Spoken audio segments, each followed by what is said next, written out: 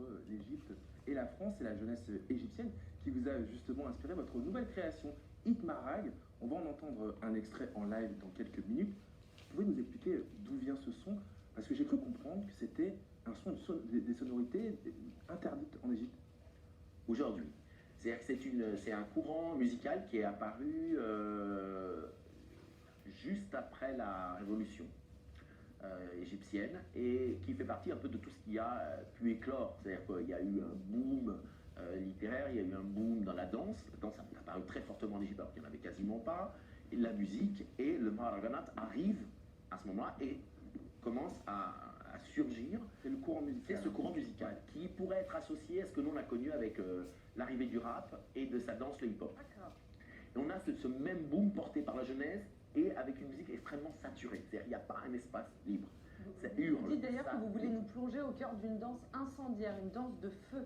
Ce que je vois, c'est qu'elle vous réchauffe et à la fois elle brûle. Et elle brûle dans leur voix. Et c'est quelque chose que j'ai observé d'abord parce que vivant aussi entre le Caire et Paris, et j'ai d'abord voulu l'observer, le voir grandir, voir si ça allait pas m'en emparer parce que j'ai perçu très vite l'intérêt et qu'il y avait quelque chose de la jeunesse et des illusions là-dedans. Et on était quand même juste après la Révolution, donc les illusions n'étaient pas encore perdues. Et aujourd'hui, ce même chant existe encore par une jeunesse avec une illusion déjà un peu perdue. Alors je vois vos danseurs qui vont s'installer sur la scène.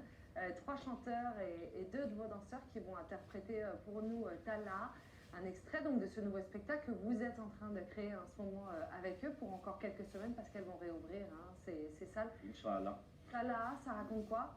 Tala, ça parle à la base, cette chanson s'appelait Shams, qui est le soleil, et qui dit tout simplement, sur la base de la chanson, elle dit le soleil vous réchauffe, vous soutient, il ne vous rejette pas, de manière très très bête.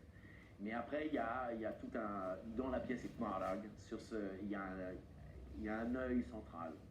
Et ce soleil, et aussi si on va sur l'Égypte ancienne, qui est ce soleil, qui est ce Dieu. Et on peut aller l'étirer à plein d'endroits plus délicats. À quel moment ce Dieu, cette puissance, cette histoire vous soulève, vous redresse, mais aussi peut vous brûler. Alors c'est ce qu'on va voir. Un petit extrait sur la scène de Culture Box. Merci beaucoup Olivier de nous avoir proposé ce moment. Rien que pour nous, c'est à vous.